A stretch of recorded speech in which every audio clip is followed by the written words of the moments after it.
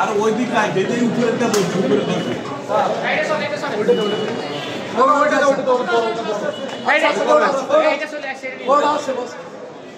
ওইটা ধরেন ভাই আপনি তো চিকিৎসা দিয়ে ওইটা একটু বলতেন আসলে আপনি তো আপনার হসপিটাল থেকে চিকিৎসা দিয়ে ওইটা যদি একটু বলতেন আচ্ছা আপনারা কি বললেন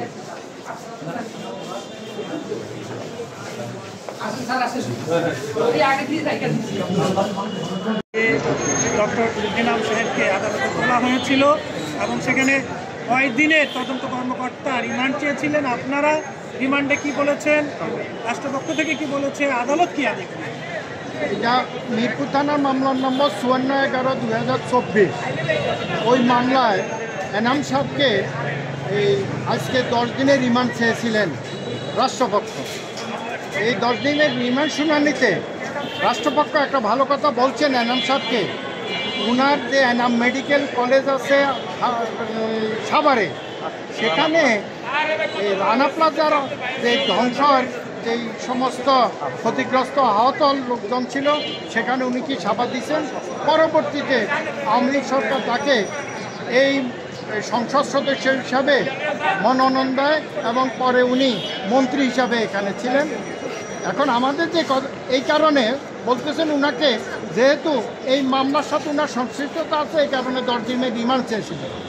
আমাদের কথা হচ্ছে এই কারণে যিনি সাভার, উনার কনস্টিটিউয়েন্সিটা হলো সাভারে, মিরপুরের উনার কোনো এখানে এইটার সাথে কোনো সম্পৃক্ততা নাই। যেহেতু এখানে সংসদ সদস্য ওখানে ছিলেন না, উনি যা করার সাভারে। সবচেয়ে বড় কথা, ডাক্তার সাহেব উনি নিজেও বলছেন এই গত যেটা জুলাই আগস্টে যেই সমস্ত এই সময় দেখা যায় অনেক আহত হয়েছে।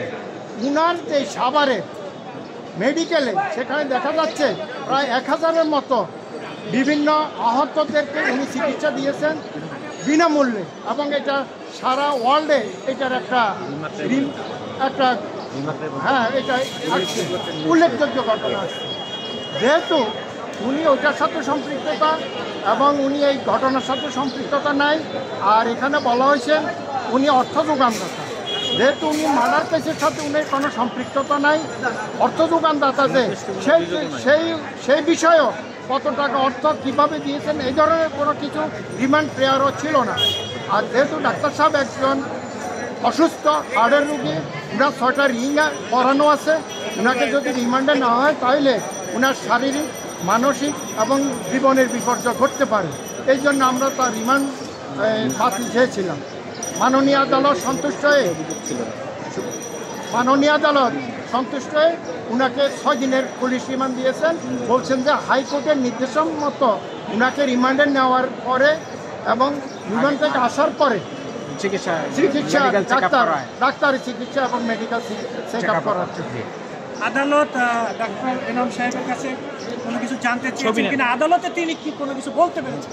হ্যাঁ, আদালতকে অনুমতি নিয়ে উনি বলতে চেয়েছেন যে উনি একজন ডাক্তার, উনার এনাম মেডিকেল আছেন, উনি রানা প্লাজার ধ্বংসের সময় যেই সমস্ত ট্রিটমেন্ট দিয়েছেন এবং জুলাই আগস্টের সময়ও যারা আহত হয়েছেন তাদেরকে সবাইকে উনি দিয়েছেন। উনি বলতেছেন আমি পেশা একজন ডাক্তার, আমার সেখানে দলের কোনো কিছু নাই, আমি দলের ঊর্ধ্বে থেকে আমি মানুষের সেবায় আমি নিয়োজিত আছি, আমি মানুষের সেবা করতে চাই। সেখানে আমার দলমত নির্বিশেষে আমি ডাক্তার হিসেবে আমি পেশার দায়িত্ব থেকেই আমি সব কাজ করেছি। সুতরাং এটার সাথে আমাকে না জড়ানোর জন্য, আর আমি আওয়ামী লীগের বর্তমানে কোনো নীতি নির্ধারণের কমিটি তো ছিলাম না, সুতরাং আমাকে এই মামলায় সুনির্দিষ্ট কোনো অভিযোগ নয় আমরা বেরোচ্ছি। উনি কি বলছে আমরা সেটাই এই বক্তব্যগুলি সাবেক অবৈধ দুর্যোগ ব্যবস্থাপনা মন্ত্রী ডাক্তার এনামুর রহমান, তাকে মিরপুর মডেল থানার একটি হত্যা মামলায় আজকে তদন্তকারী কর্মকর্তা বিজ্ঞ আদালতে উপস্থাপন করে 10 দিনের রিমান্ড প্রার্থনা করেন। এই মামলার বিষয়টি হলো যে গত 19/7/24 তারিখে বৈষম্য বিরোধী যে ছাত্র আন্দোলনে জনতা ছাত্রদের যে আন্দোলন, সেই আন্দোলনের সময় মিরপুর 10 নম্বর গোল চক্করে এই আওয়ামী সন্ত্রাসী এবং পুলিশদের যৌথ আক্রমণে এবং যৌথ গুলিতে একজন আন্দোলনকারী নিহত হয়। তার আন্দোলনকারীর নাম হলো সাগর। সে তার বুকে এবং পিঠে তার গুলি লেগে তাকে নির্মমভাবে তাকে হত্যা করা হয়। তার পিতা তার লাশ পরবর্তী নিকটস্থ একটি হসপিটালে তার লাশ পাওয়া যায়। সে পরবর্তীতে উনি এই লাশটি নিয়ে দাফন করেন। পরে এই মামলাটি দায়ের করা হয়। দায়ের করার সময় এই মিরপুর এলাকায় সাভারে অবস্থিত যে আজকে ডাক্তার এনাম, সে সেখানে তার দলবল নিয়ে সে বিভিন্নভাবে এখানে এই হত্যাযজ্ঞ সহযোগিতা করেছে এবং সে এই আন্দোলনের সময় আপনারা জানেন যে প্রেসির সহযোগীরা এবং প্রেসিডের সমর্থকেরা বিভিন্ন জায়গায় তারা দলবল নিয়ে রাস্তায় ঝাঁপিয়ে পড়েছিল এবং সেখানে বিভিন্নভাবে তাদের নেতাকর্মীরা তাদেরকে টাকা পয়সা দিয়ে সহযোগিতা করেছিল। সে এনাম সে নিজের টাকা পয়সা দিয়ে ওই এলাকায় মিরপুর এলাকায় আন্দোলনে সে সহযোগিতা করেছিল। তো প্রাথমিক তদন্তে আমাদের তদন্তকারী কর্মকর্তা এই হত্যার সঙ্গে তার অপরাধমূলক ষড়যন্ত্র এবং সহায়তা অর্থদাতা সব কিছু পাওয়ার পর আরও বিষয় ষড়যন্ত্রের সঙ্গে তারা জড়িত আছে, কারা সেখানে অর্থ দিয়েছে এবং কীভাবে হত্যার সঙ্গে তাদের সম্পর্কটা আরও বিভিন্নভাবে খতিয়ে দেখার জন্য আবার বিভিন্নভাবে যারা এটার সঙ্গে কাজ করে তাদেরকে বের করে আনার জন্য আজকে তাকে আদালতে উপস্থাপন করে 10 দিনের রিমান্ড প্রার্থনা করে।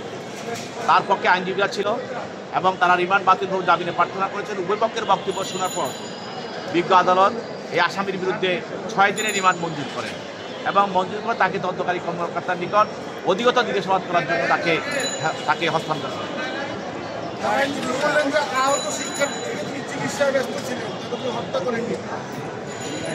এখানে আপনারা তো সবাই দেখেছেন পত্র পত্রিকায় মিডিয়ায়, কখনো আমরা দেখি নাই যে ডক্টর এনাম সে কখনো ঘোষণা দিয়ে বলছে যে আমি তার সহযোগিতা করছি বা আমি তার আহতকে আমি সহযোগিতা করছি না, আমরা দেখি নাই, কোথাও পাই নাই।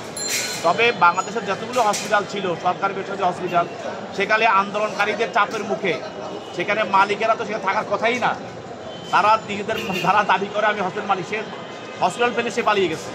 সেখানে আন্দোলনকারীদের এবং তাদের যে নিহত ব্যক্তিদের তাদের নিয়ে গেছে, সেখানে যারা আহত ছিল তাদেরকে নিয়ে গেছে, তাদের চিকিৎসা করার জন্য জনগণের চাপের মুখে তারা তাদেরকে সহযোগিতা করতে বাধ্য হয়েছে।